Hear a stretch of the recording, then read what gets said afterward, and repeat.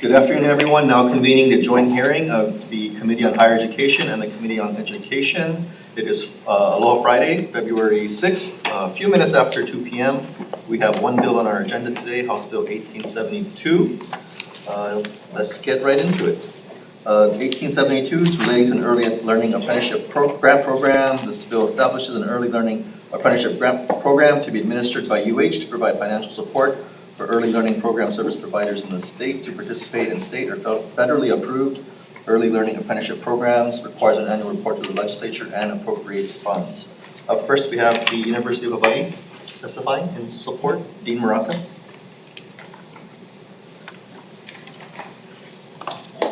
Good afternoon, Chairs Garrett, Chair Wilson, members of the committee. Thank you for the opportunity to provide testimony offering comments to House Bill 1872, which establishes an early learning apprenticeship grant program. I am available for any questions that you may have. Thank you. Okay, thank you, Dean. Up next, Executive Office on Early Learning. Also testifying in support. Actually, everyone's going to be testifying in support today, so okay. I won't say that from this point forward. Hi, Chair Garrett and Chair Woodson, Vice Chair Amato. The Executive Office on Early Learning supports HB 1872 and defers to the University of Hawaii on implementation and funding. Early Learning registered apprenticeship programs provide aspiring early childhood professionals with structured, hands-on experience, employer-paid classroom learning, and comprehensive support to advance their careers. Many people entering the early learning field are non-traditional students who really benefit from the additional wraparound support and mentoring included in this model. This bill creates a grant program to address financial barriers to participation in state-approved or federally approved early learning apprenticeship programs.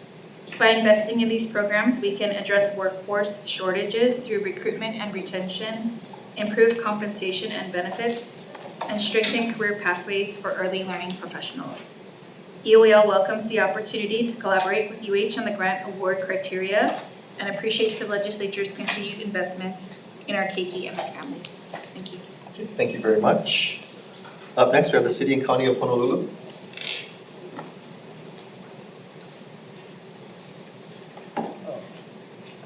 Aloha, Chair Garrett, Chair Woodson, Vice Chair Matsu, and members of the committee. My name is Jordana Furr. I'm submitting testimony on behalf of Director Kraki with the Department of Community Services in the City and County of Honolulu. We stand on our written testimony in support of this bill and happy to answer any questions. Mahalo. Okay, thank you very much. Up next, commit to Keiki.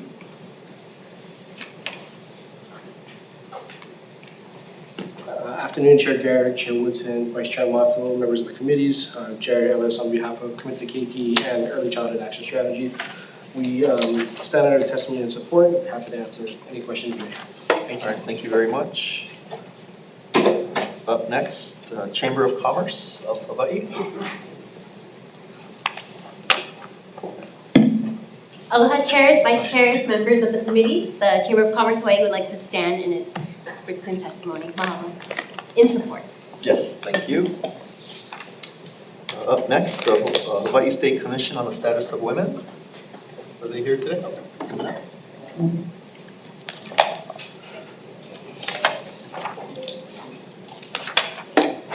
Chairs and members of these committees, good afternoon, and thank you for hearing this important bill. Yasmin Cheney for the Commission on the Status of Women. I stand in strong support of this measure establishing an early learning apprenticeship grant program. This bill is needed to expand access to quality childcare, to expand access and address childcare shortages, and to stabilize this crucial workforce that is predominantly female and historically undervalued.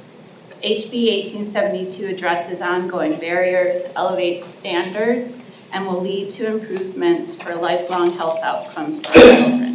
The Commission is committed to economic opportunities and advancements in the workplace for women and measures that enable our children to succeed and thrive. I urge you to pass HB 1872 and ask you to stand in support of Hawaii's early learning workforce, our working families, and our children. Thank you, and I'm available for any questions. Thank you very much. All right, thank you very much. Up next, I'm sorry, we have a second testifier from the College of Education, Harry Luck.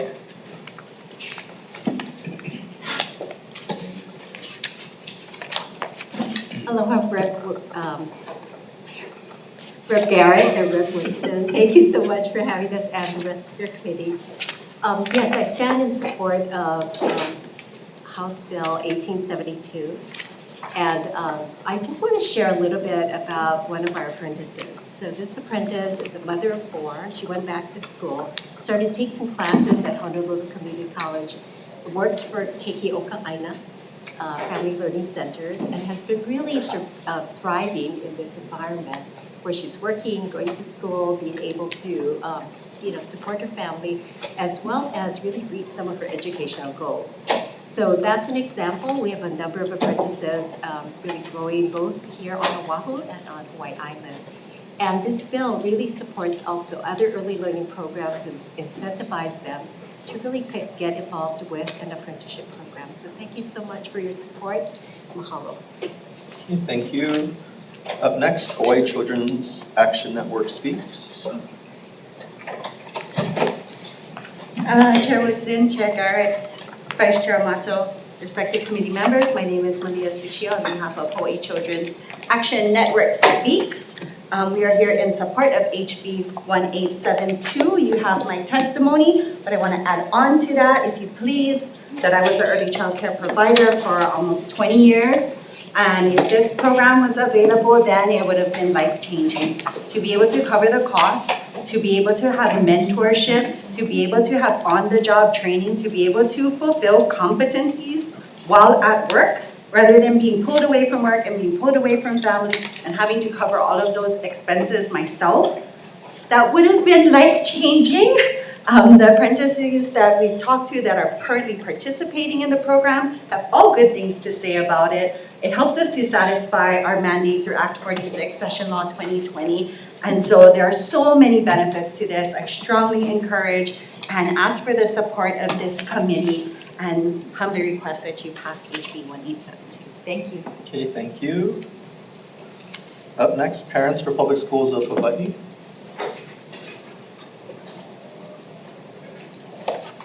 Aloha. Thank you, chairs and vice chairs and members for this opportunity. I will add to our written testimony that as a group that is formed of families in Hawaii, this is a rare opportunity to help families 3 ways. We can get better child care for more children. We know their brains are developing from birth. And if we fail to offer this when they're young and their parents are working 2 or 3 jobs, we have a problem with our state going forward. So it's wonderful to add to those places. But in addition, this means we open up careers for people to contribute to our society and to be rewarded in their own families.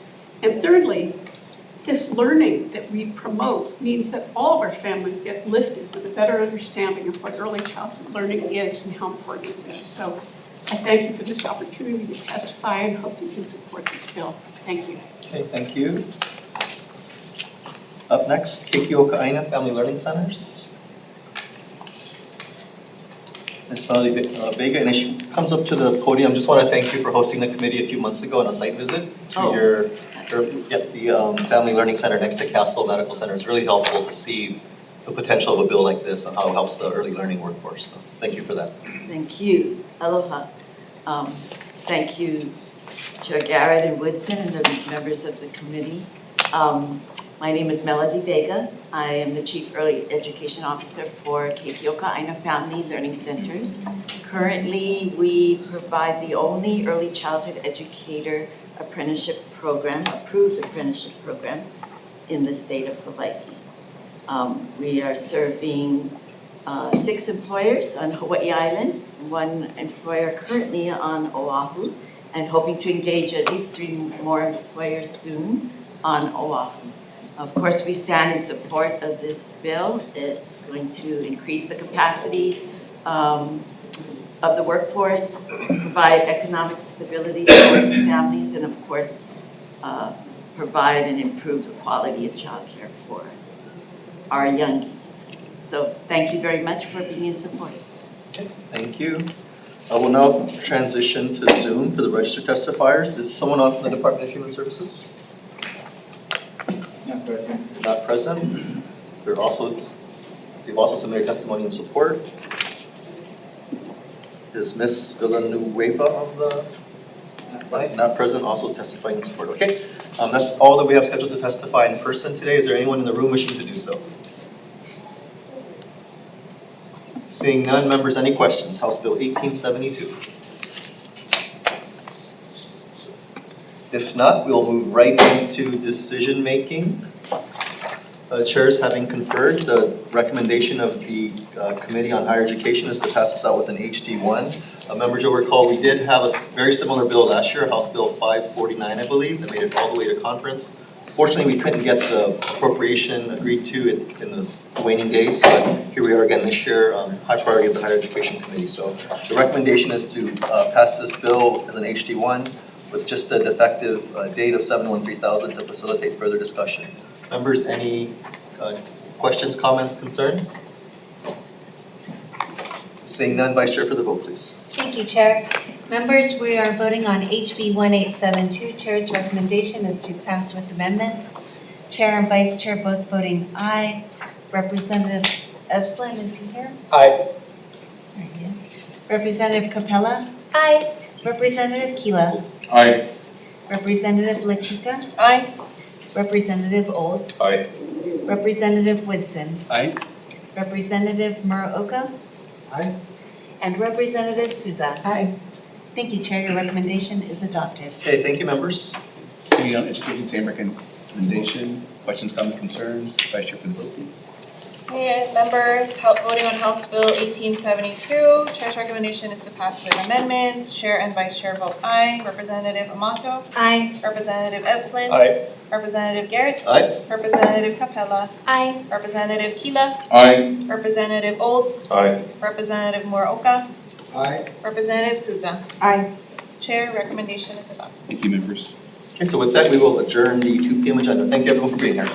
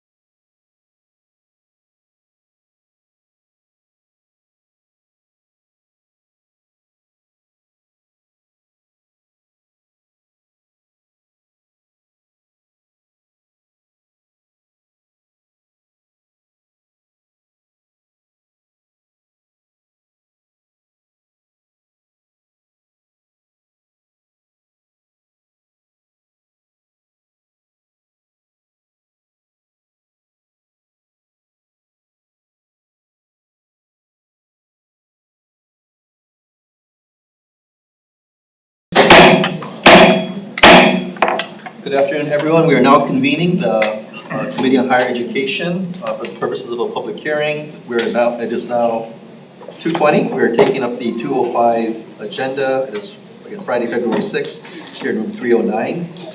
Members, we are going to take a bill out of order today. House Bill 2489, which is second from the bottom on the second page. This is relating to the University of Hawai'i.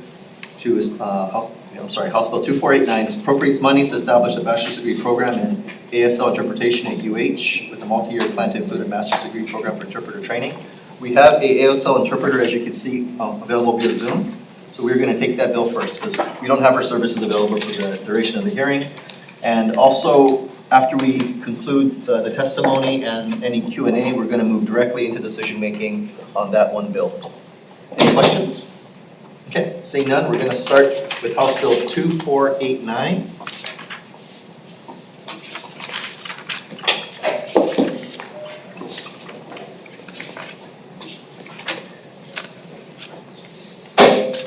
Up first, we have the Disability and Communication Access Board. Ms. Pagano.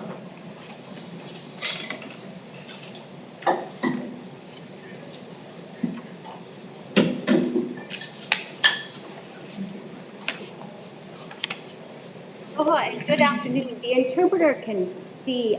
Can you zoom in on her, please?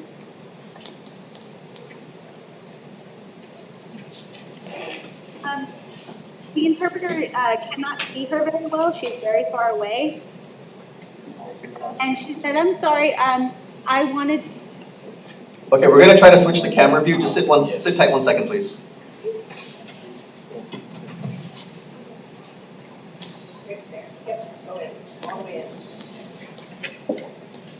And where should I?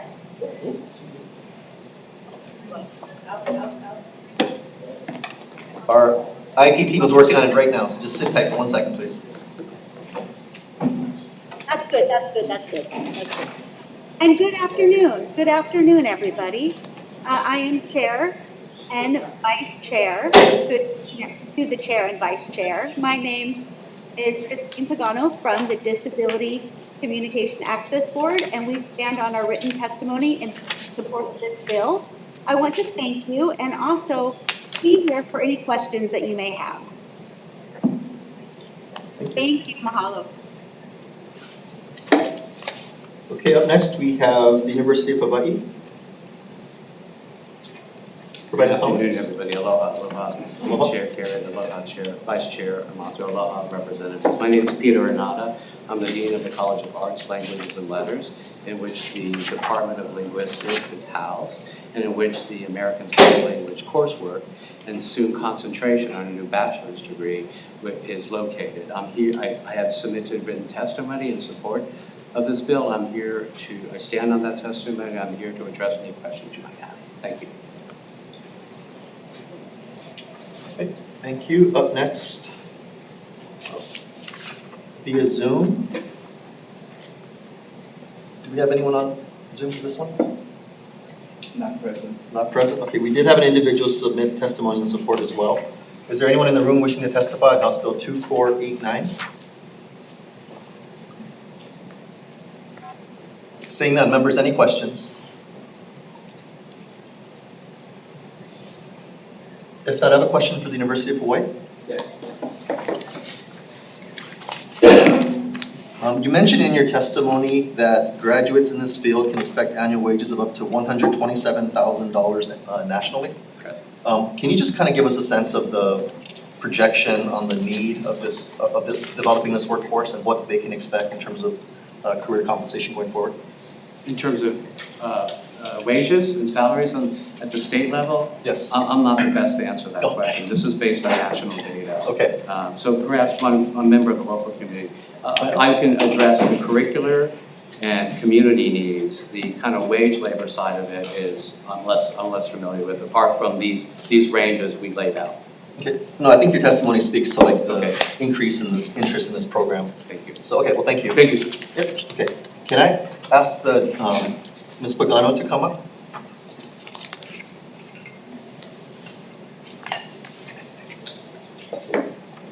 Hi there. Can you just educate the committee on the need for these interpreter services, particularly in ASL, and what the career outlook is like for people who would graduate from this program? Absolutely. So currently, there is a major shortage of interpreters in the state. So there's about 30 to 35 for all islands. Kauai, there is not a single qualified interpreter there. Maui has, I believe, one or two. Actually, wait, let me think about that. There is one on Maui. And the Big Island has a total of 2. So here on Oahu, we have a great need for that. There is a shortage. And there are 23 interpreters that we have currently on Oahu. So with that number and our understanding, there is a waiting list for UH Manoa. They have ASL classes with a waiting list. And level 101, they've been offering up to, maybe you can tell me more, Pono. He knows more about what the university is actually currently offering and their waiting list. Because Pono had done the study himself, he led that study. So I'm going to go ahead and welcome him up. Hello, Chair and Vice Chair. My name is Justin. You can call me Pono. My last name is Tokioka, and I'm the Communication Access Specialist for DCAP. So currently, we at DCAP, we did a study for, related to the shortage of statewide, the shortage of ASL interpreters statewide. We currently have 2,800 ASL users, and that's for all islands. And there are only about 23 interpreters, up to 30 to cover them for all islands statewide. So that number doesn't add up. And the range for salary typically there's a starting pay, it could be $65 per hour. And it really depends on where you work. If it's an educational level, if it's a DOE, if it's a school, if it's legal work, if you work in the courtroom, if there's community, you would also do freelance that would have interviews, hospital work. So an average salary would change depending on that. Not to mention for emergencies, you would possibly get $85 to $100 per hour for overnight emergency services. Typically, that average would be approximately $75 an hour. And that's pretty much, but go ahead with your questions. Oh, thank you. Members, any other? Thank you, Pono. Members, any other questions? Yes, please, if Yes, I Vice may, Chair. Chair. Thank you, Chair. I have a question for our linguistics professor. Let me clarify. Dean. Vice Chair, Dean, yeah, I'm a historian. But the Sorry Department of about that. Linguistics is in our college, a prominent part of our college. I see. So Ms. Pagano stated that there is only one ASL interpreter on Maui available typically. So does the infrastructure exist to potentially expand this program to UHMC to help address the critical need and the shortage In of Maui College? Yes. I believe so. The anchor would be Manoa, of course, where we have, and currently, even though we have 3 instructors teaching multiple courses, we have 120 students on a waiting list. So our American Sign Language program, of which this would be a development from, in which we're going to be offering a concentration starting in the fall, is in great demand. And those students who are taking the ASL courses have expressed in the vast majority an interest in this degree program should it be supported and funded. I would assume that, I don't know the curriculum at Maui College, and I don't know, but certainly if we developed a robust program, we would, we could talk about articulation agreements, coursework. There's a number of ways in which we can provide support to Maui College. I think you saw in the testimony that during the fires, we had no interpreters for 3 days, which was really, really a challenge. But the needs are abundant, both in the community and in the DOE and elsewhere. Absolutely, thank you. I only ask because I know there's also a critical shortage in the healthcare field. Yes. With patients seeking care at the emergency rooms and not having an access to an interpreter. Thank you. Yes. So I would like to work with you closely to see how we can really ensure there's a robust program on Maui as We well. would do that. Thank With you. pleasure. Thank you. Thank you. Jackie. And to UH as well. You don't need to come up. You don't need to come up. I just kind of wanted to tag on to what Rep. Amato was saying. As a person with, members of my family that use sign language, not only is it the healthcare, it's our court systems, it's our police stations, it's our police officers, that could all benefit from this program. So thank you. It's a really good program. And as you saw from my testimony and from the other and from the bill itself, we're one of only 8 states that don't have this program.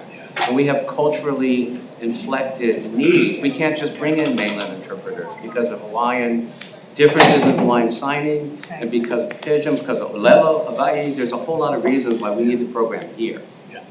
Thank you. Okay, thank you. Members, any other questions? If not, okay, let's see. We still have quorum? Jen, can you stay for 1 second? We're going to vote on this one bill now. Sorry. Okay, so as I stated at the outset, we're going to, and it's a little unusual, but we're going to go ahead and vote on this bill now out of order because we have the services of the interpreter with us. So again, members, House Bill 2489, just noting that this bill as currently drafted already has a blank appropriation. So the chair's recommendation is to pass this as an HD1 with just an effective date of 7/1/3000 to facilitate further discussion. Members, any questions, comments, concerns? Seeing none, Vice Chair for the vote, please. We do have quorum. Thank you, Chair. Voting on House Bill HB 2489, Chair's recommendation is passed with amendments. Chair and Vice Chair both voting aye. Representative Evslin? Aye. Representative Capella? Aye. Thank you. Rep. Keela is excused. Rep. LaChica is excused. Rep. Olds? Aye. Rep. Woodson is excused. Representative Muraoka? Aye. And Representative Souza is excused. Thank you, Chair. Your recommendation is adopted. Okay, great. Thank you, members. We will now go back to the top of the agenda with House Bill 2441, related to campus safety.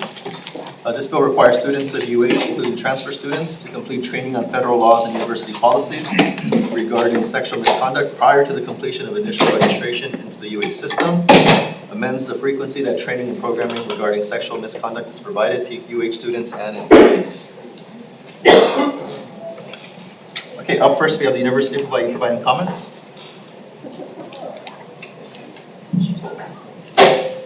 Good afternoon, Chair Garrett, Vice Chair Amato, members of the committee. The University of Hawaii stands on its written testimony. Okay, thank you. Up next we have Imua Alliance. Testifying in support. Aloha, Chair, Vice Chair, and committee members. I'm Chris Caulfield. I'm speaking to you today as the president of the Imua Alliance, as well as a survivor of campus-based violence. In strong support of this measure.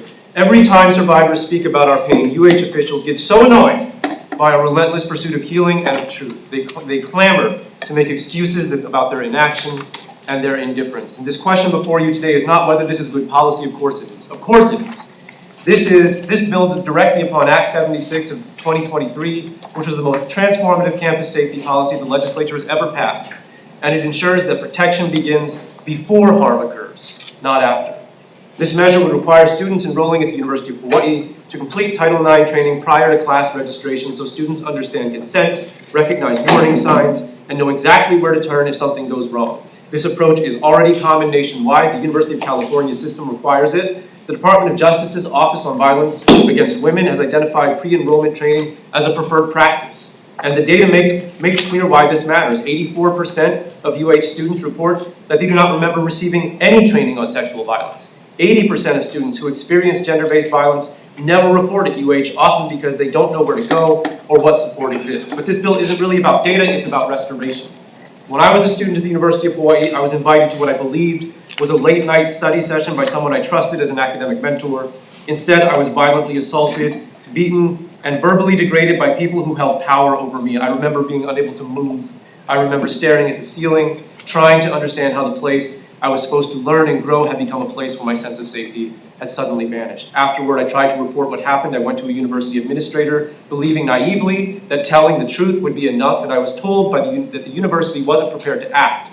When I asked why, I was told you're a political science major, you should understand that some people have more power than others. That sentence stayed with me for years. It followed me into depression, anxiety, and years of fear that the people who harmed me would do it again to me or to someone else. It taught me in the most painful way possible what it means when institutions put their reputations above responsibility and treat survivors as collateral damage. This bill creates a campus culture where students are equipped with knowledge before they are harmed, and where survivors are not forced to learn about Title IX only after their lives have been irrevocably changed. Violence should not be a normal part of college life in the islands. Silence protects no one. Trauma should not be acceptable as university policy, and when we fail to pass common sense prevention measures, more students are left voiceless, powerless, and broken sometimes for the rest of their lives. And to the university administrators who are once again trying to obstruct progress, I can only say what a privilege it must be to be annoyed instead of afraid. Thank you for the opportunity to speak. Okay, thank you. Up next, Young-hee Overly. Testifying in support. Good afternoon, Chair, Vice Chair, and members of committee. Thank you for this opportunity. In addition to the written testimony that I submitted, I do want to make some points. I read UH's testimony with comments. I appreciate the challenges of implementing infrastructure, but how is it that schools in mainland, in the continent, were able to do it, and we can't? My son went to UC Berkeley, so 2015, so 11 years ago, it was mandated for him to take it. So 11 years ago. And not just is it the state schools that's mandating student training on Title IX, but private schools, and Chair, you'll be interested, NYU requires it. So if they can do it, so can we. Tired of excuses. Second point I do want to make is that when I was at IBM, we were required to take EEOC training as employees every year. And as being in a computer science field, which is male-dominated, when I was young employee, female employee, I heard words like broad to describe me. Guess what? The EEOC training made a difference. I stopped hearing those terminologies. So these trainings do make a difference. So it was good to see Every Voice Coalition, a student group, fighting for the survivors of sexual assault and violence and prevention, submitting testimony, and I noticed that there are many students and recent alumni who also submitted testimony in support. So please listen to them. Mahalo. Thank you. Up next, we have Maddox Tsuchiya. I thank the Chair, Vice Chair, and representatives for the opportunity to speak on this measure. I stand in support of this measure, but would also like to provide additional comments as to University of Hawaii testimony on this measure. Firstly, I want to address the fact that they bring up that there's no centralized tracking or digital infrastructure for something like this in order to track Title IX trainings. This is not an excuse, it's part of the problem. Universities should be accountable for making their children, their students, safe. It's not an excuse that we don't have the infrastructure. With their $1.4 billion operating budget, they should create one. Furthermore, they bring up how live trainings are good and that this creates a manual checkbox for any student who wants to register for their courses. This bill doesn't get rid of live trainings. In fact, within their own testimony, they say that these trainings are already effective. These are something that need to be expanded and not limited. They also bring up people who have disparities in terms of their registration, it being blocked. The university already requires a number of things to be submitted prior to your registration, all the way from paying your tuition, or rather submitting your health forms, to even meeting with an advisor, an academic advisor. We have so many checkboxes already. This could be facilitated in the exact same way. It's as simple as an automated system or an email that gets sent out prior to registration or at the same time. The final point that they bring up is re-traumatization, saying that such a training would re-traumatize individuals who are already survivors of sexual violence. The issue is that this ignores two key points. One, athletes already take these trainings. Two, this either means that those athletes are not being re-traumatized, or that the university asserts that their trainings themselves are traumatizing. The whole point of these trainings is to make people understand the importance of knowledge against this type of violence, to be able to open up dialogue and to be able to avoid it in the future. Now is the time to keep our campuses safe. Now is the time to support this measure. Thank you once again. Okay, thank you. Members, we're going to take a short recess. Recess.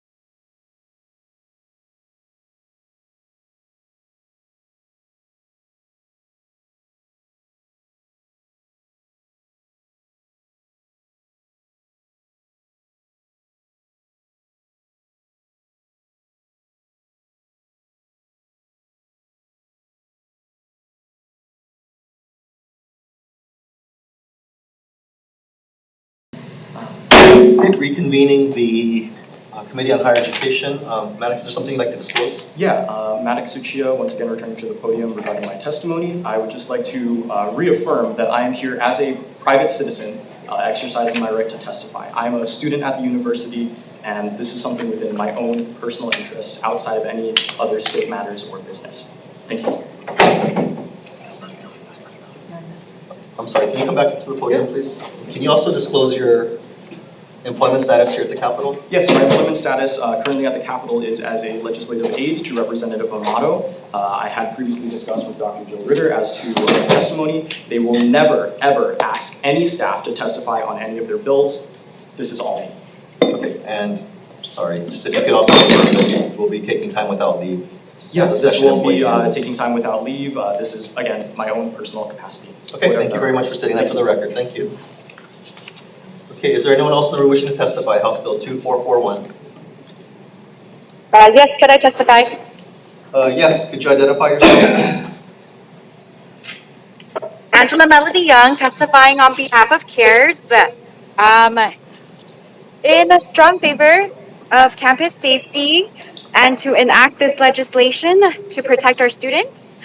And so I'd like to ask the committee to consider a proposed amendment to seek consultation from HPD and the Department of Law Enforcement to implement community-based safety programs, and then perhaps consider an amendment to provide by statute a policy to empower the HPD and the nonprofits and the public safety initiatives that work together to then access grants to help fund the safety trainings on campus. Because it seems like the barrier is that the lack of perhaps community support and funding to activate the initiatives and to get more organizations to stand together for this issue, and to be passionate and to have a dedicated, organized approach to implementing this legislation. And also perhaps consider an amendment to administer a task force for performing an analysis of comprehensive legislations to be proposed next year by working with the school and the public safety authorities. Thank you. Okay, thank you. Is there anyone else wishing to testify? One more, Jim. One more, okay. If you could identify yourself, please. And any organizational affiliation? Aloha, Chair Garrett, Vice Chair Amato, and members of the committee. My name is Anna Ezzi, and I'm testifying in support of HB 2441 on behalf of AAUW of Hawaii. We're a state chapter of a national nonprofit with members in all 4 counties and close to 4,000 members and supporters in Hawaii. We request that the prevention and awareness training in this bill be required annually and enforced with a registrative hold. We acknowledge the points from UH's testimony, but the levels of gender violence on campus and the rates that students aren't accessing resources require action. In 2023, more than 1 in every 15 students reported experiencing sexual assault while attending UH, and of students who experienced gender-based violence, 80% did not contact UH resources due to lack of knowledge, such as what are university policies or where to go for help, and this actually got significantly worse since 2017. As an alumni of UH myself, I know that enforcing prevention and awareness training is a small lift with a very high return on student quality of life and campus safety. And the written student testimonies today show that this is not a the registration hold is not a burden, but is actually desired by students to help keep everyone on campus more safe. Thank you so much for the opportunity to testify in support of this bill. Okay, thank you. Is there anyone else wishing to testify? House Bill 2441.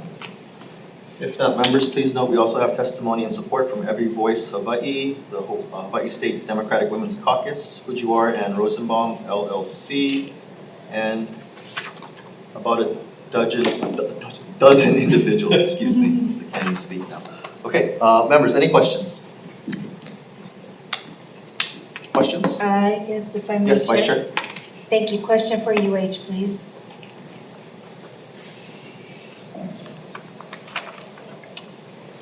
So I'm curious, UH's Act 242 annual report in 2023 shows that fewer than 3% of Title IX reports moved forward and over 86% did not move forward at all.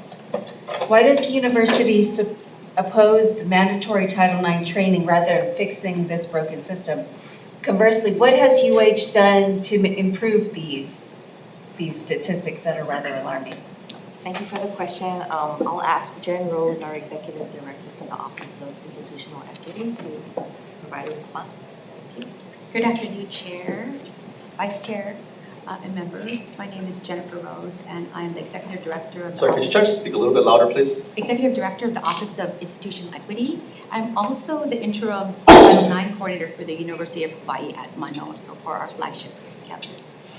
I think maybe your question may be twofold, Vice Chair, but first if I can say that based on the testimony so far, to get some clarity around our comments is not about mandatory training. I think, Vice Chair, you already know, training has been mandatory since 2016, some version of training, which also requires that the training include information about Title IX, the Violence Against Women's Act, our policies, other relevant state laws. So the online training that I think is getting referenced often is quite extensive.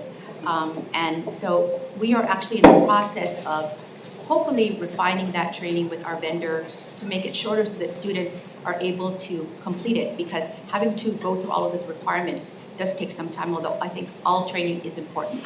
As the Title IX grader for Manoa, my staff and I do live training, which I know I heard a student talk about, and that it is actually really important. So when we're talking about our comments, we're not talking about conducting the training. We're talking about the operational aspects of a registration hold that would happen that would be an impact, and I think particularly to our community college students.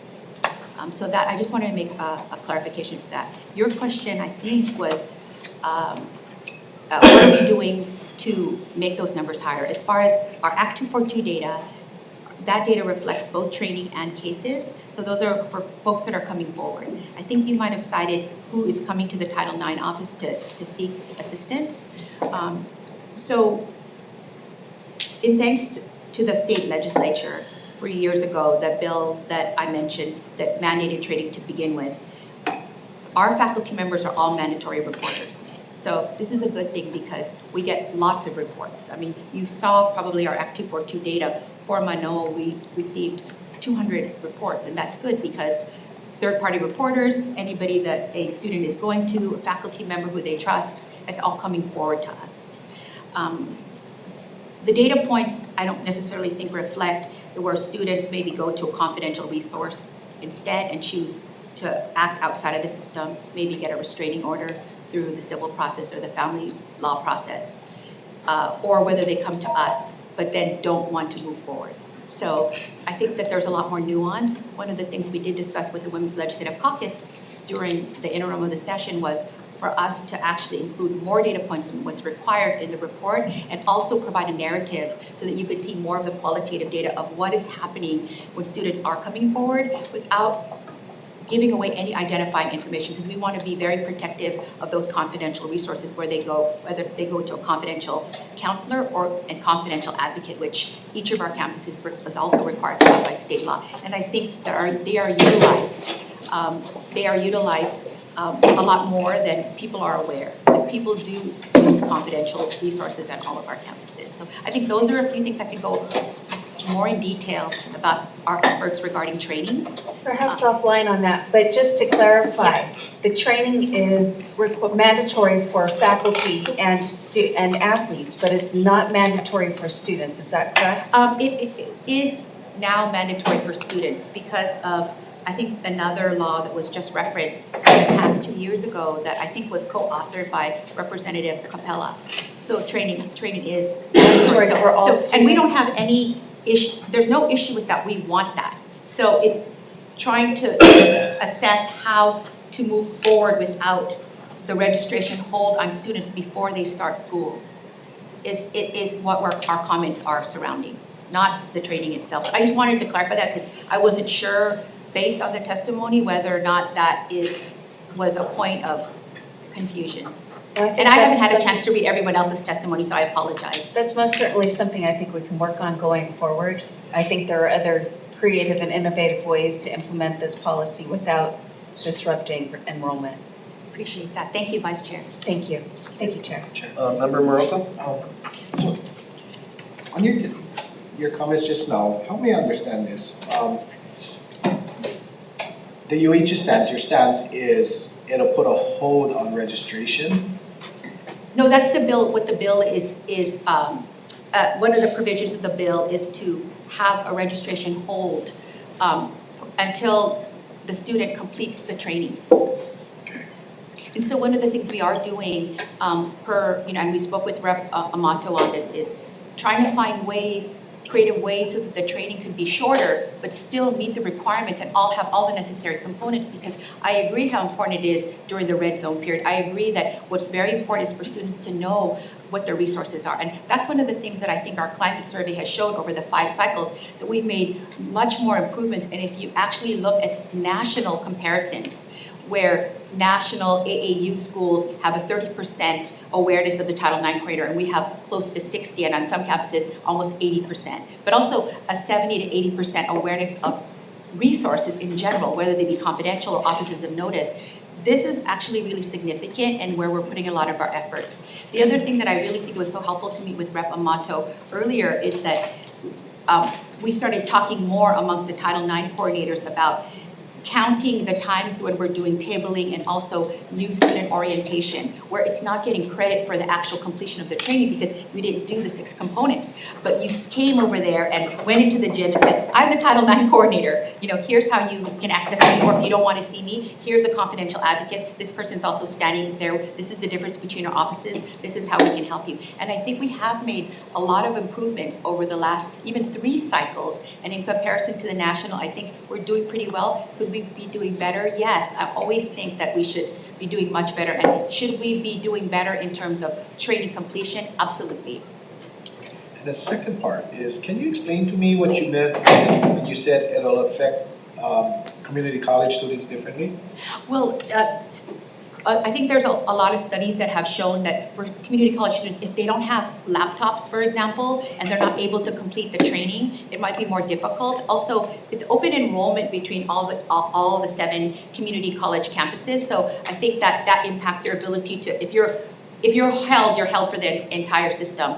It may be a little bit easier for 4-year college students, and particularly at Manoa, we have graduate students who are more sophisticated, who actually have that kind of equipment to get the training done, completed. Because for example, at Manoa, you also have graduate students that, as GAs, for Manoa, we actually have mandatory training already. So all GAs, graduate assistants, TAs, are required to do before they even start work. So there are different components where I think there could be more vulnerabilities for community college students if it's a registration hold prior to when school starts. I mean this in the most respectful way. That does nothing for me, because I cannot imagine one individual going to even a community college that doesn't have a laptop. It's either a requirement or not. I mean, it just has to be a hard line. And it is a requirement. It's the same requirement system-wide for all of our students. Can I have false ripples?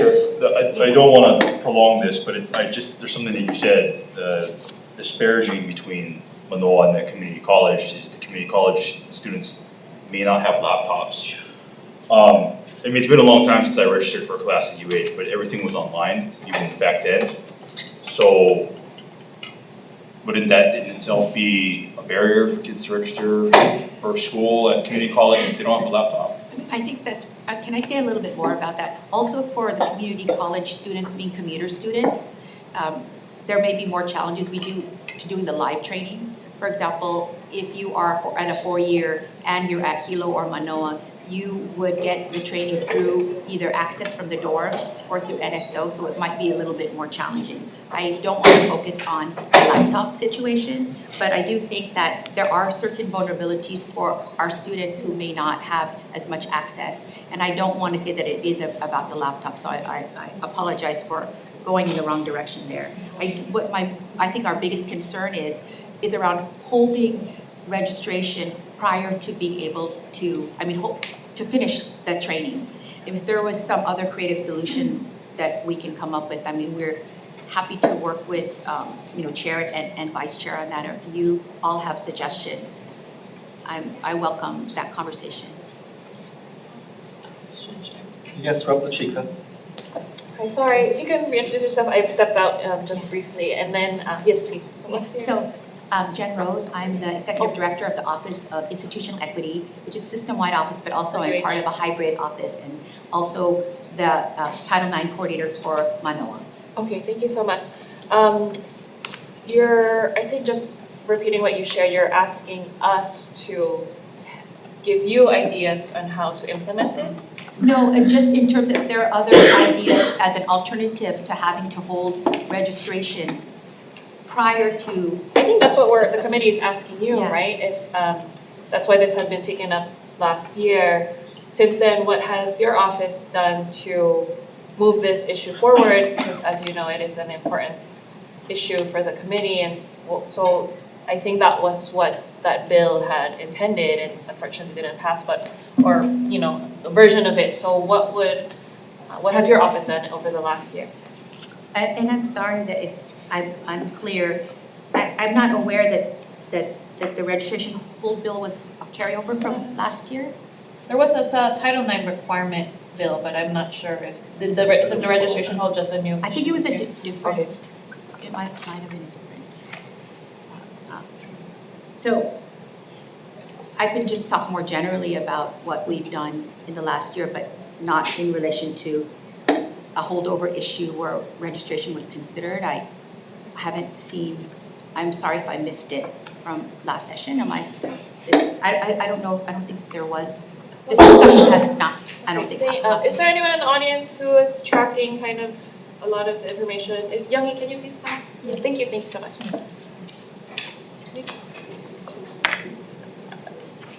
I guess rephrase. So I know there's maybe not this bill specifically, but we have taken up similar issues last session. So to your knowledge, what can you share with the committee on what has either ongoing discussions, and if they were either led or convened by the university to kind of move this issue forward? Sure. So history of Title IX here is in 2018, we passed a law to include LGBT students under Title IX protection. And then in 2023, we passed before 2018, we had the campus safety bill, which required reporting. And then in 2023, Rep. Capella's bill required training, but it did not require registration with training. So if you say that I'm required to take it, and what I have to say is I took it, but there was nothing that binds me to take it, guess what I will do? Think hard what you will do, especially young, busy freshmen. So that is what is going on. So officially it is mandatory, but so few have taken it. And the few who have taken it, and this is based on UH climate survey, they appreciated it. They appreciated the knowledge they gained. So that's the history. So this is the first time we are asking for registration to be tied to it. And again, some schools like UC schools mandate tying it to registration. Thank you. And sorry, the campus safety report has been an annual requirement since? I think 2016, right? There's two different ones. What Rep. Amato said is from the 242. That's more recent. The one from. Sorry, please come up. Sorry, please come up. Thank you. So the one that Young Hee is referring to, it goes all the way back to I think Act 208, which I think we started annual reporting, clearing data and gender violence data in 2017, 2018, and then the Act 242 is a requirement for us, DOE and charter schools to report back on training numbers and cases that are coming forward or where somebody wants, to get assistance or a formal investigation. And that is about 4 years old, I think, something like that. So we have like 3 or 4 years of data from what the more recent, I think, training data that's being cited. Okay, thank you. If you can share that with our committee and for the data that you have. Yeah, I would be happy to. I can share that with you, and also I think the Women's Legislative Caucus did a compilation of all of that data for the last 3 years. Thank you. Youngie, you can be seated. You can Okay, thank you. Thank you. Yes, Rep. Amato? I have a quick follow-up, please, for Ms. Rose. Rather than holding registration, would holding credits be a sufficient way to ensure that students are taking the training? I wouldn't know as much about that. Is there anybody from UH here that Question for UH, could we hold the credits I'm sorry, Debbie Hubbard, Vice President Academic Strategy. Could you clarify Hi, Debbie. when you mean Rather holding than credits? holding students' registration status upon completion of training, could we instead alternatively potentially hold their credits? Meaning Not not release- issue their transcripts? Or Potentially. Potentially? We Yes. would need to investigate that in the context of federal regulations that have come down about the reasons and options for withholding transcripts, because there are concerns that have been raised about using that as a method. So I would have to look into whether this would fit within. Okay, I would appreciate that. Thank you. Thank you, Chair. Okay, thank you. We have a non-voting member of the committee who's just here. Okay, I just have a couple of questions for UH members. I know we still have 10 other bills on this agenda, so if UH, if you could just come up, please, just for my education, edification. So how are new or transferred students to the university notified of this requirement and the resources there? Of training. So the Campus Title IX coordinators are all responsible for their campuses in terms of training completion. So I'm responsible for Manoa, but from a system-wide standpoint, and I think in part thanks to reminders from folks like Rep. Capella, we have reminders every semester about the training, you know, how to access it, et cetera. So that comes as a university-wide messaging. On the campus level, we always offer the option of students to be able to do for us for Manoa live training or complete the online training. So reminders are placed also with faculty members, et cetera, if they want to put that in their syllabi or mention it. But there is system-wide messaging so that all 10 campuses would receive the information. And we can definitely push out more often, you know, at the campus level to make sure that there are pings and reminders of training, or even some students who start the training but don't complete it. Maybe they think that it's too long, so that they would get a message like, oh, we see that you only finished 10 minutes of this. Could you please complete it? So those are the things that technically the program that is it's called Vector is capable of doing. So it's basically like an email that goes out to the student body at the beginning of the session, and that's kind of it? Well, at the system level, but at the campus level, we have a lot of different initiatives that are going on, you know, tabling at different events. We at Manoa do spend a lot of time with the different academic units to offer training. Obviously, we have, you know, targeted groups within housing, graduate students, and student athletes. But the reminders are done at the campus level through the Title IX coordinator. So I don't know the extent of what the other 9 campuses, how they're doing their reminders, but I know that it comes through various opportunities where there's student engagement. But I could, you know, follow up with the other 9 Title IX careers and get that report back for you folks and have that before our next Act 242 reporting is done. Okay, thank you. Do you dispute in AAUW's testimony, they assert that only 84% of UH students are not trained? Do you dispute that number? I don't, if that's in reference to 2023, we're compiling the 2025 data now. It's not been put out in the public yet, but I'll have to look at the 2025 numbers. I think that they're better. Those numbers are better, but I can get those to you. And I'm sorry I haven't read the other testimonies yet. No, it's fine, but your understanding is the 2023 numbers, 16% compliance is correct? I have to look. I don't have the 2023. Okay, that's not necessary. I know one of the challenges that you put in your testimony is that you don't have the centralized tracking in place to monitor compliance. Has your office considered acquiring such a system, and if so, how much would that cost? I will have to remember. Yes, we are looking at trying to find a centralized tracking system for all of the student-related training. We have something that's in place for employees. It's just the 50,000 plus students that are university-wide that we don't have infrastructure for right now. So we've got to figure that out.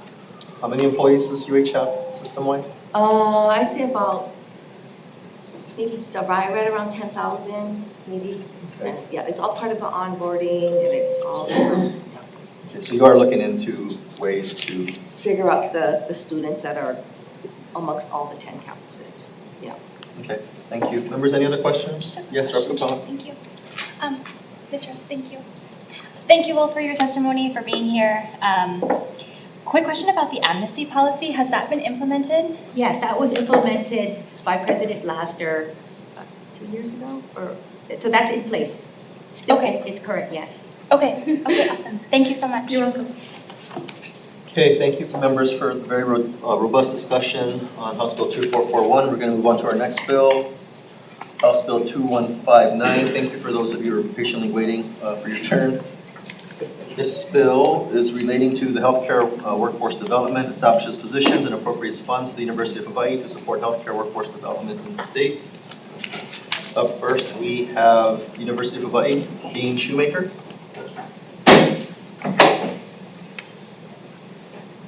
Thank you and good afternoon, Chair Garrett, Vice Chair Amato, and members of the committee. Sam Shoemaker, Dean of the John A. Burns School of Medicine. Stand on our written testimony in strong support of House Bill 2159. I'd be happy to answer any questions you might have. Okay, great. Thank you, Dean. Up next, Chamber of Commerce of Hawaii. Are they still here? Yep. The Chamber of Commerce Hawaii stands on its written testimony in support. Okay, thank you. Chamber in support. Up next, Navian Hawaii. Also in support. Hey, Chair, Vice Chair. Richmond Lazar testifying on behalf of Navian Hawaii. We stand on our written testimony in support. I would just add that, as many of you guys know, Hawaii's demographics are changing significantly over the next 25, 30 years. I mean, the percentage population of our quota is going to be much, much larger than it is right now.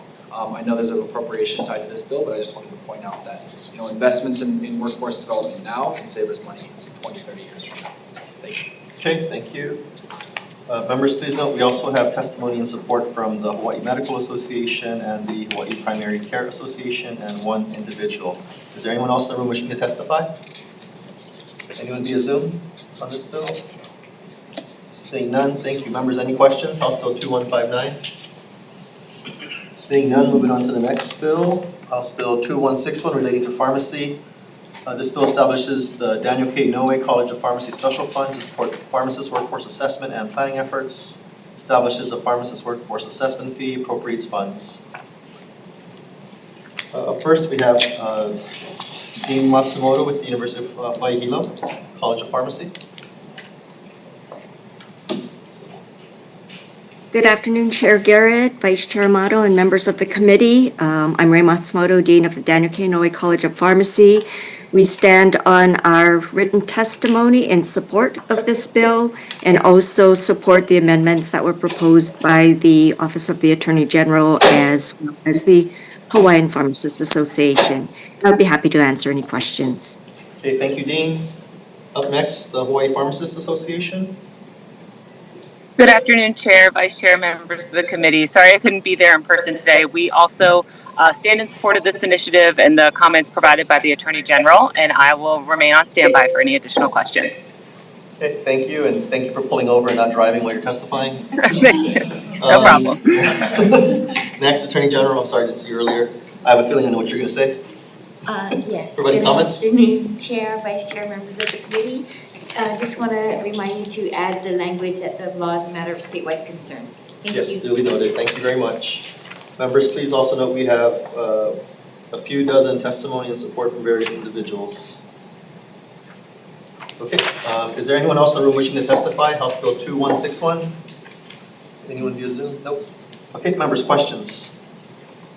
Seeing none, moving on to the next bill. House Bill 2171 relating to the University of Hawaii authorizes the University of Hawaii to engage in enterprise-related activities for educational purposes. University of Hawaii. I have the interim VP of Community Colleges signed up to testify. I don't see. Can you come up to the podium, please? Even if it's a stand on your testimony. This is America? Maritime. No, this is the enterprise, this is the. Oh, that's you. Let's blame Chancellor Louis since he's not here. Oh, no longer Chancellor, interview, excuse me.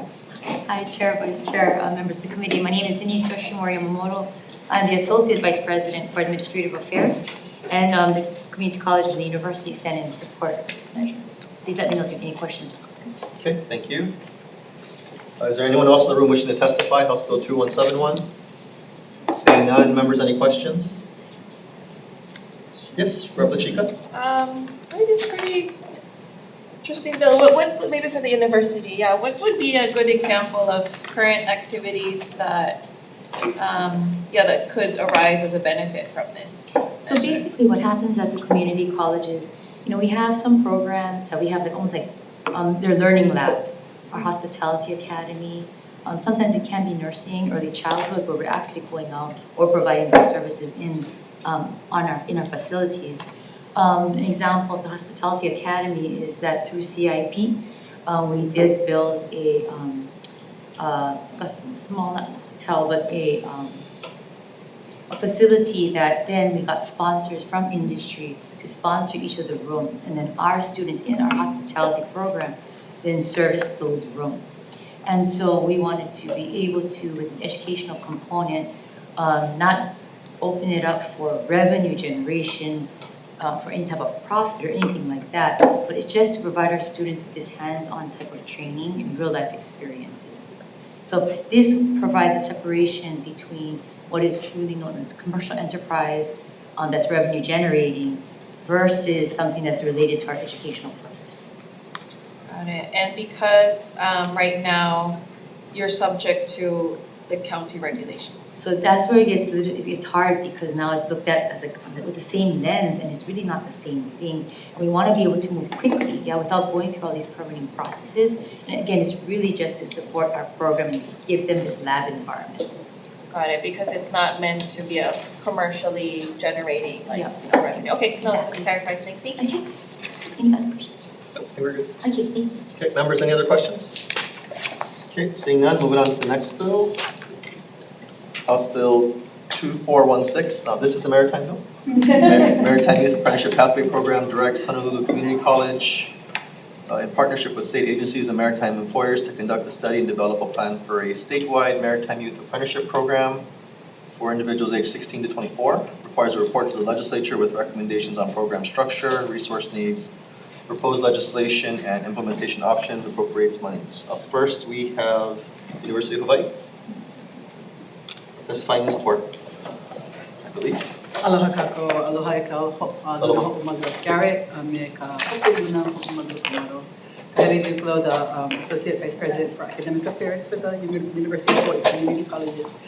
Testifying to support the intent of the bill, we do have some comments and suggestions for improvement. And we stand on our testimony. Okay, thank you very much. And I apologize for mischaracterizing your support. Supporting the intent as it's reflected in your testimony. Okay, up next, Attorney General. You can just say same. Same. Okay, we will note the statewide concern. Hawaii Transportation Association, not present. Or via Zoom. Ms. Yamaki, nope. Providing testimony in support as well. Chamber of Commerce. You switch seats every time. Closer. Aloha Chair, Vice Chair, members of the committee, the Chamber of Commerce, Hawaii stands on his written testimony in support. Mahalo. Okay, thank you very much. That's all that we have scheduled to testify. Members, please note we have testimony and support from the Maritime Group, Hawaii Harbor's Users Group, and 2 individuals. Anyone else in the room wishing to testify? Seeing none, members' questions?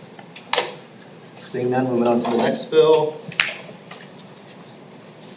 House Bill 2518, related to the University of Hawaii, requires UH to develop a facilities and student housing master plan, requires reports to the legislature. Up first, UH. We stand on our written testimony in support with comments. Thank you. Let's see. Do we have anyone on? Yes. Yes, can I? Yes, please identify yourself again for the record. Angela Melody Young, chairs. And also, I passed my class test for properties management, so perhaps I will be getting into development soon, like my mother. So I just wanted to say for this legislation that you could consider as a committee to implement the section that the university shall seek the county's Department of Planning and Permitting documents to help provide guidance to plan the student housing. And also perhaps an amendment to request funding from the county's office to effectuate the purposes planned in this section. And because the county's DPP plans for the University of Hawaii with the Oahu General Plan. And if you read the documents, you will read all the plans that it has for University of Hawaii and the affordable housing projects. And I think student housing would fit into this plan. And also within these planning documents, it talks about the transit-oriented development and integrating regional plans along the HEART corridor. And the HEART corridor originally was planned to connect the schools from Leeward Community College, Honolulu Community College, all the way to University of Hawaii Manoa. And the Kuwili Station, 0.8 miles away from Honolulu Community College, I think it's near Chinatown, has 2,000 to 3,000 homes, affordable housing projects that are going to be coming up. And so to navigate the procedures as you're planning for the university, with these plans, it would be very helpful to get two goals together. And key strategies being implemented by the Oahu General Plan provides policy guidance already, so it provides a framework for building student housing. And also, I'm just going to close with mentioning,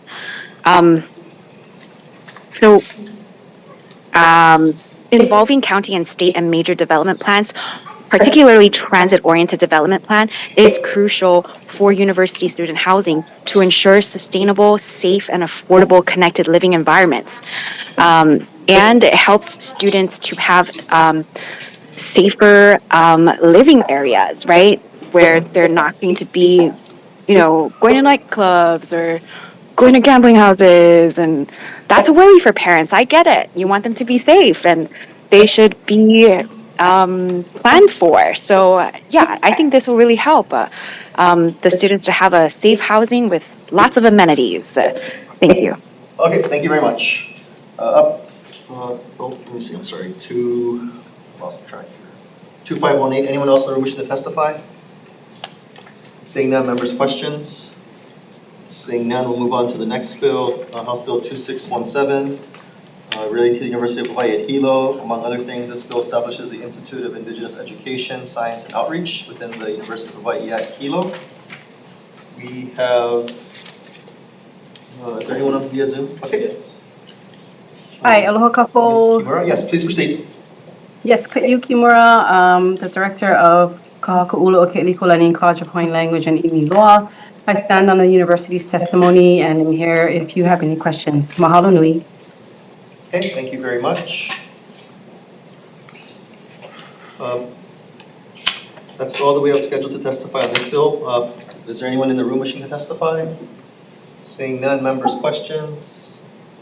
Seeing none, we'll move on to the next bill, House Bill 2338, relating to the Hawaii Community College Promise Program.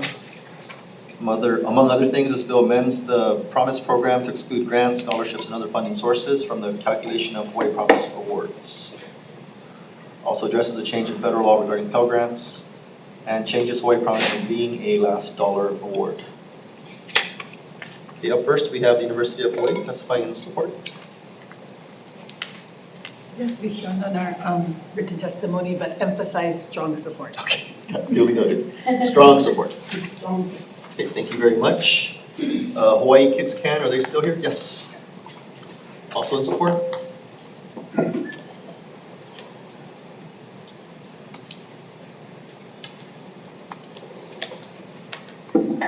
Aloha, Chair Garrett, Vice Chair Amano, members of the committee. I'm David Sun Miyashiro, Executive Director of Hawaii Kids Can. Hawaii Kids Can stands on our written testimony in strong support of HB 2338 with a few notes. Our organization has spent the last 4 years working on a grant to better understand ways to make higher education more accessible. What's clear to us from our hundreds of conversations with students and families is that affordability is at the core of this issue.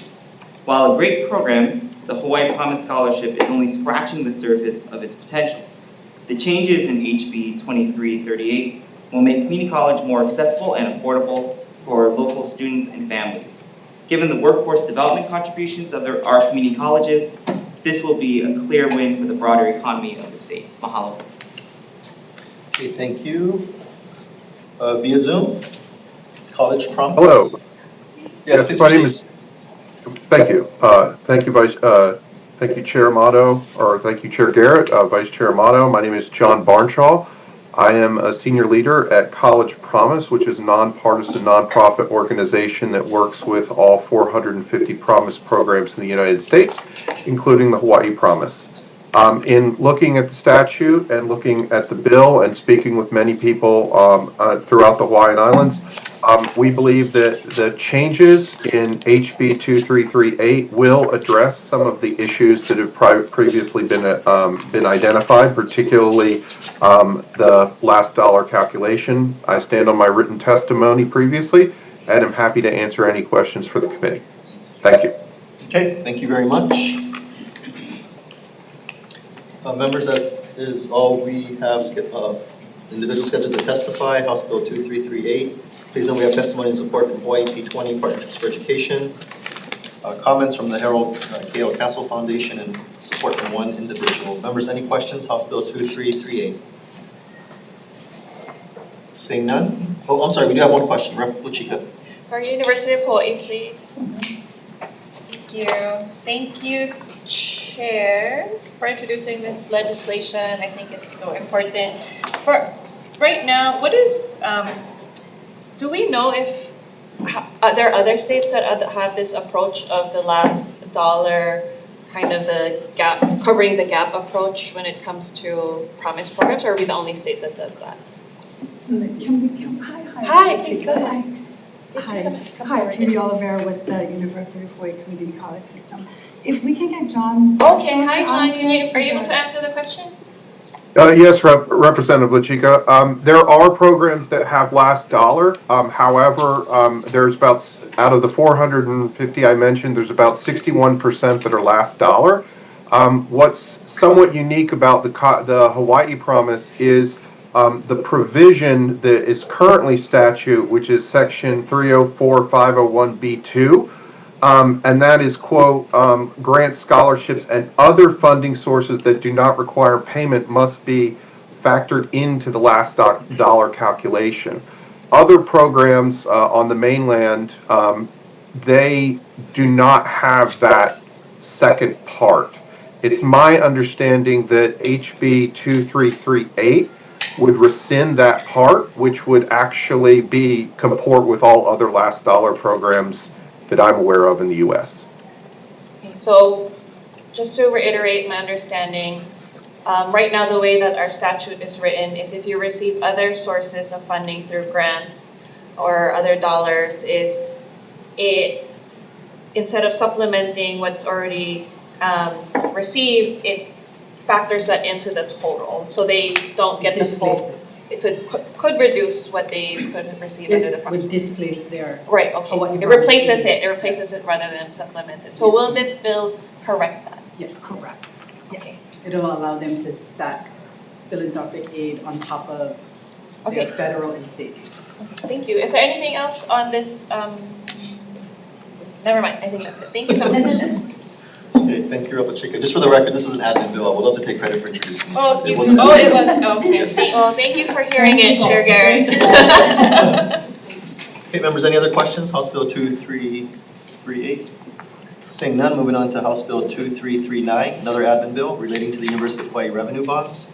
Authorizes the Board of Regents of UH to issue revenue bonds for purpose of financing qualifying priority CIP. Up first, UH. Good afternoon, Chair, Vice Chair, Michael Ing for Luis Oliveira, which stands on his testimony and support. Okay, thank you. Anyone else in the room wishing to testify? Seeing none, members' questions? Yes, please. Rep. Vice Chair, excuse me. Thank you, Chair. Thank you for being here. So Article 3, Section 1 of the Hawaii State Constitution gives power of the purse to the state legislature, not the executive branch. Can you explain what other state agencies have this level of control to issue their own revenue bonds at will? I would have to check, but Are there any other state agencies that you're aware of that can just issue their own bonds like that? I mean, Because I think that's generally a power reserved to the yeah, legislature. you know what? I bet transportation can do it. DOT probably has that ability. I would say that it's in the budget, it's the letter E as a means of financing, so it's not something that's unique to Hawaii, the University of Hawaii. Okay, thank you. I could be wrong, but I believe they need our approval, yes, to issue those bonds. That's what this bill purports to do. This bill gives UH the authority to issue those bonds. We can't do it. Okay, thank you, members. Any other questions? House Bill 2339. Seeing none, we'll move on to the next bill. Just as a reminder, members, we previously heard House Bill 2489 at the top of the agenda and passed that out as an HD1. The next bill, House Bill 2517, relating to higher education, establishes a statewide framework for the assessment and award of academic credit for prior learning required for military service, workforce training, apprenticeships, and a few other modes. Up first, UH. As I saw. Good afternoon, Chair, Vice Chair. Bad time there. Debbie Halbert, Vice President, Academic Strategy. We stand on our testimony. Happy to answer any questions you might have after I recover from my cough. All right, give you a few minutes. Attorney General. Thank you. We offer the same testimony. Thank you. Thank you. Noting again the statewide concern to deal with UH autonomy, Article 10. Up next, Hawaii National Guard. Thank you, BG, for your patience. Yes, sir. Testifying in support. Yes, sir. Good afternoon, Chair, Vice Chair. I'm Brigadier General Walt Ross, Director of Joint Staff, Hawaii National Guard. Stand in support of this measure and available for any questions you might have. All right, thank you very much. Okay, anyone else in the room wishing to testify? House Bill 2517. Members' questions? If not, I have a few for UH, and hopefully Debbie has gotten over her coughing fit. I think so. I think I just swallowed wrong. Okay, so you note in your testimony that you already have some work underway in this regard. Can you just update the committee on exactly where that stands? Yes, so one of the items that we've been working on, and this is part of our larger workforce development initiatives as well, is to create we have it in draft right now, a policy on credit for prior learning. It is being consulted with the faculty senates as we speak. The plan will be to have that as an executive policy by the end of this semester. And really what that will do is set a framework and a grounding for how we can bring some of this in. Obviously, there are complexities because some of the credits that we're talking about, and we mentioned in our testimony, it's not like a one-to-one. It's not like here's English 100 and here is the experience you had in your field for 20 years. So we've got to think through some of the technicalities of it. Sure. What is your anticipated timeline? Well, hopefully the policy will be implemented this semester. We also have some very excited pilot opportunities between Leeward Community College and University of Hawaii West Oahu. So their chancellor, the one that he is excited about helping to bridge that gap between LCC and UH West Oahu over different kinds of CLE. Okay, and since we have the Brigadier General here, part of that will include military training as well? Yes, yeah. Okay. Yeah, that's the plan. And we know that it's oftentimes difficult with the military to translate those experiences into academic credit. So hopefully we can start with the top 10 biggest types of things that we can translate in and then work from there.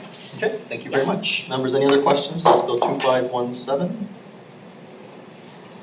Seeing none, have we reached the end of the agenda? Yes, we have. House Bill 2158, relating to the University of Hawaii, requires UH system to collect, maintain, and publish standardized program level data for each academic program offered, requires maintenance of an online dashboard of program level data, requires an annual report. The one testifier on this is UH, providing comments.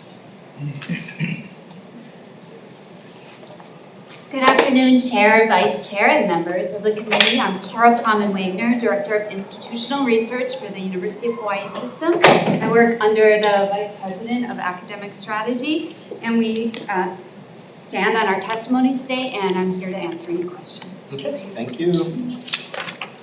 Okay, is there anyone else in the room wishing to testify? House Bill 2158. Seeing none, members, any questions? Seeing none, okay, we will take a short recess.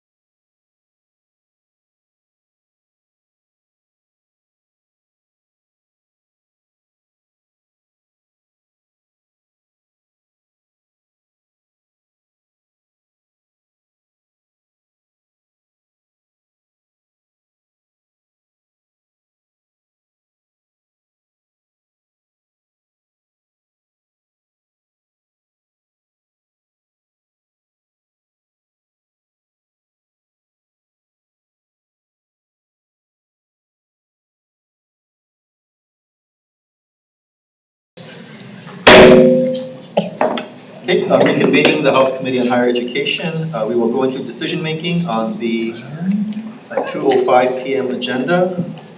Up first, we have House Bill 2441 relating to campus safety.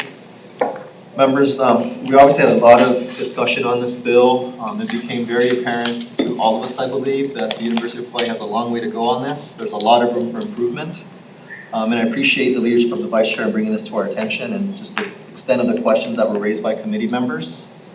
But my recommendation ultimately is going to be to defer this measure. I believe that registration holds are a little too onerous of a tool to compel this kind of behavior. It became very apparent that the university does need to build out their infrastructure so they can better track completion, compliance, all these things.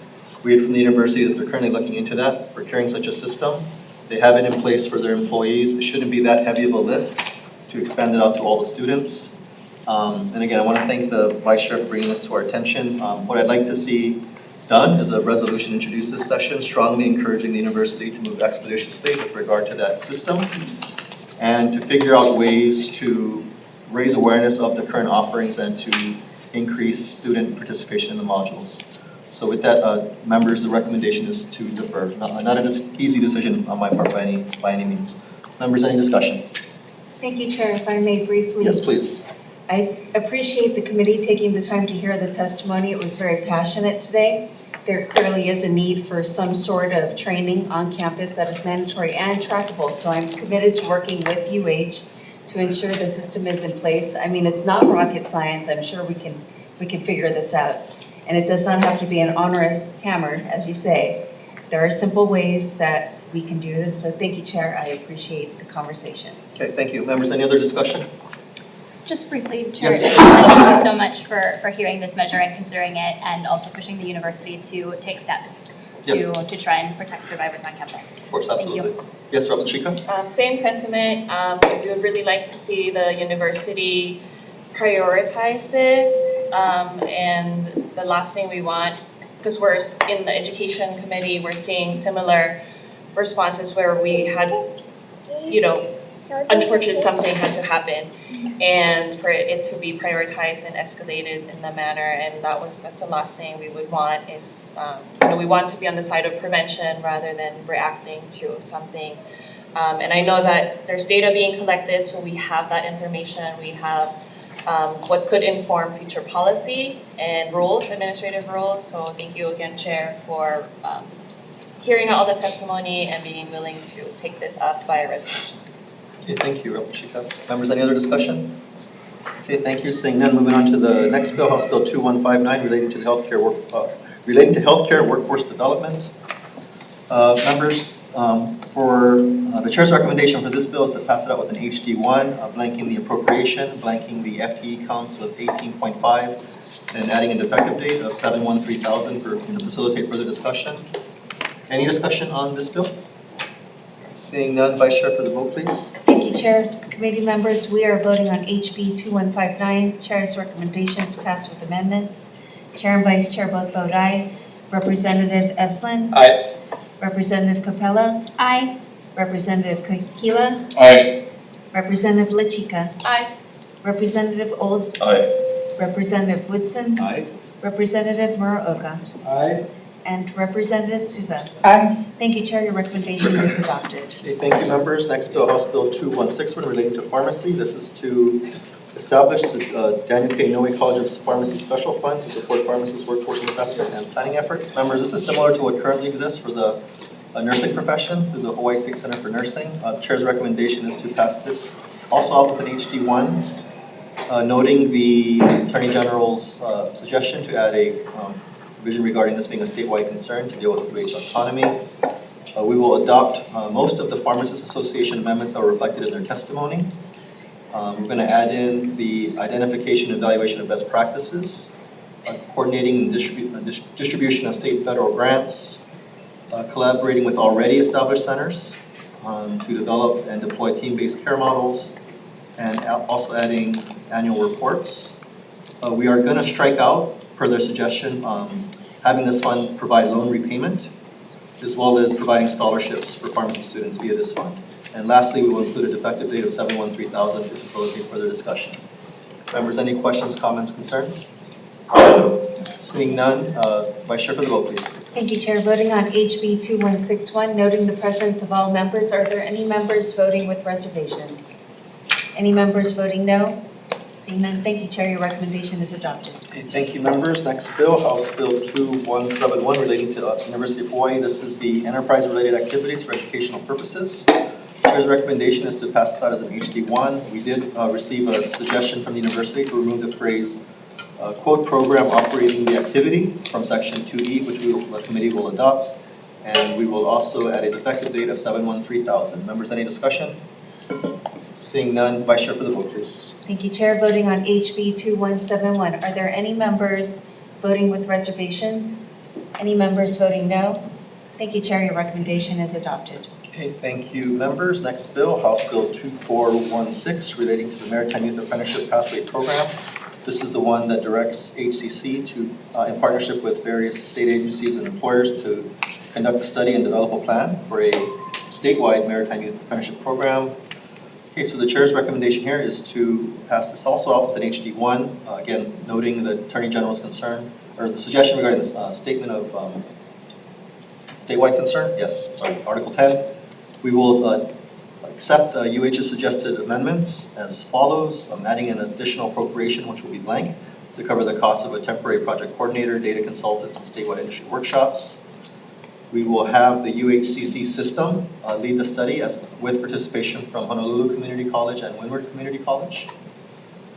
We will clarify in section 2 and 3 that it will be the UHCC system requesting participation and reporting to the legislature, and amending section 2B, subsection B, to state that a successful study will require the DOE, DBED, DLIR to provide workforce enrollment data to support the findings. Also wanted to duly acknowledge the existing Youth Career Center pre-apprenticeship program via Kailua High School and Windward Community College. And lastly, a defective date of 7/1/3000. Members, any discussion? Repeal, is this a good bill? Chair, I appreciate you moving it and allowing the pathway forward as we try to diversify opportunities for our folks. Right now, a large maritime school requires a lot of our students to leave Hawaii, so I appreciate the conversation. Okay, well, thank you for stating that as our transportation chair. Members, any discussion? Okay, Vice Chair for the vote, please. Thank you, Chair. Voting on HB 2416, Chair's recommendation is passed with amendments, noting the presence of everyone for the rest of the hearing. Are there any members with reservations? Any members voting no? Thank you, Chair. Your recommendation is adopted. Okay, thank you, members. House Bill 2518, relating to the University of Hawaii. This one requires UH to develop a facilities and student housing master plan and requires reports to the legislature. So this one, again, Chair's recommendation is to pass with an HD1. The bill as currently drafted does not specify when the first report should be. Let's just say introducer error, me. So we're going to have that first report due 20 days before the 2028 session. We're also going to amend the frequency of this. Right now the bill reads 5 years. We're going to make it 6 to dovetail with the typical CIP planning process with a cycle. Heeding UH's suggestion noting the need for outside consultants to assist, we will add a new section with a blank appropriation for that purpose. And then lastly, an effective date of 7/1/3000. Members, any discussion? And this bill, noting this bill will next go to Housing Chair Representatives Committee, where I know he will pass it out and keep the bill alive. Enthusiastic. Heard it here first. Members, any discussion? Seeing none, Vice Chair for the vote, please. Voting on HB 2518, recommendation passed with amendments. Any members voting with reservations? Any members voting no? Thank you, Chair. Your recommendation is adopted. Okay, thank you, members. Next bill, House Bill 2617, relating to the University of Hawaii at Hilo. This is the one that establishes the Institute of Indigenous Education, Science, and Outreach within UH Hilo. I failed to ask a question of UH Hilo previously as to the reason for the reference to $499,999. Just to keep this bill moving along, we're going to blank that out, and I will follow up with UH Hilo. And this bill does go to the Judiciary Committee next. And we will also add a effective date of 7/1/3000. Members, any discussion? Seeing none, Vice Chair for the vote, please. Voting on HB 2617, The recommendation is passed with amendments. Any members with reservations? Any members voting no? Thank you, Chair. Recommendation is adopted. Okay, thank you, members. Next bill, House Bill 2338. This is relating to the Hawai'i Community College Promise Program.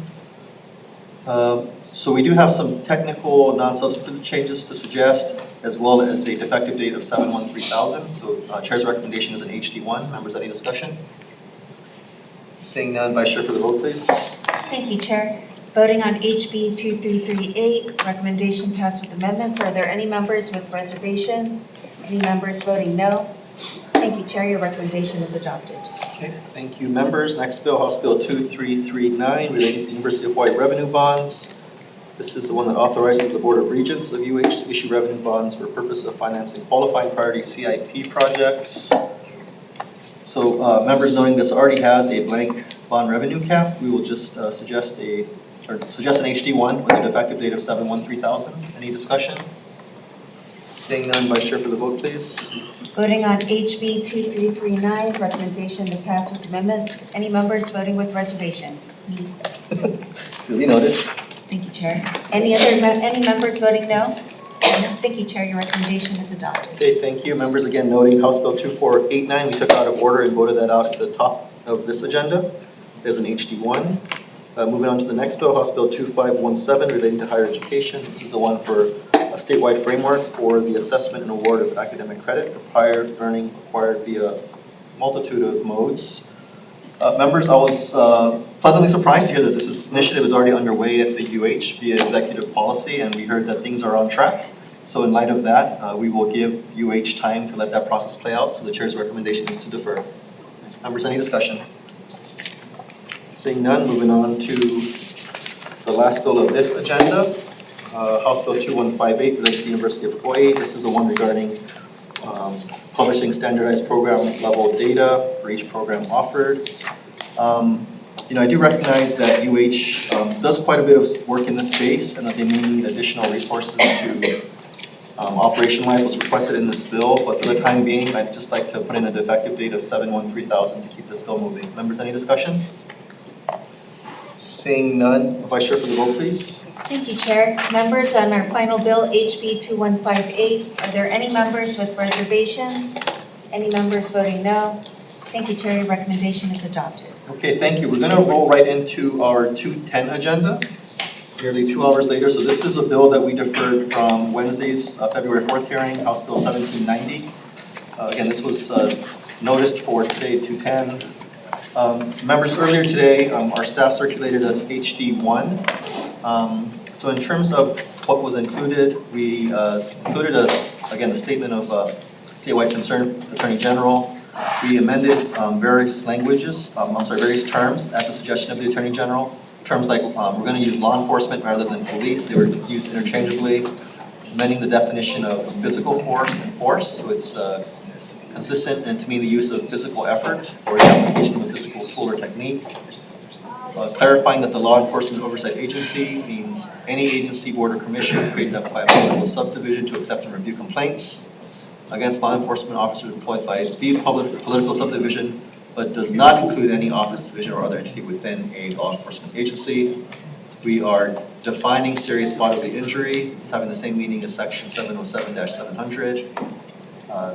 Defining the use of physical force to be the use of physical force against a person that results in death, serious bodily injury, or any other injury that results in medical treatment or evaluation. We have also taken up the Alzheimer's Association's suggestion to add a dementia-related encounters as part of the data set. So we did add a new subsection saying, quote, whether the person against whom force was directed suffers from cognitive impairment, including dementia. And lastly, some technical amendments. I did it already. I did it.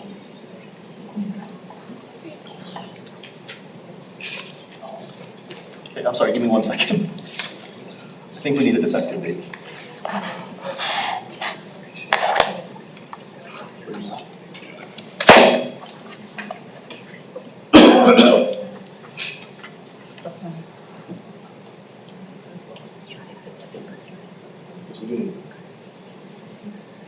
Yes. Okay, I'm sorry, also including a defective date, my apologies.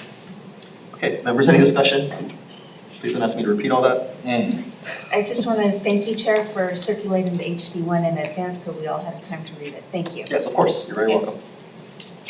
Okay, seeing no further discussion, Vice Chair for the vote, please. House Bill 1790, HD1. Thank you, Chair. Voting on HB 1790, Chair's recommendation is passed with amendments. Are there any members with reservations? Any member, any, no. No, we didn't. Just checking. It's more, I'll explain after, but I just gotta make sure.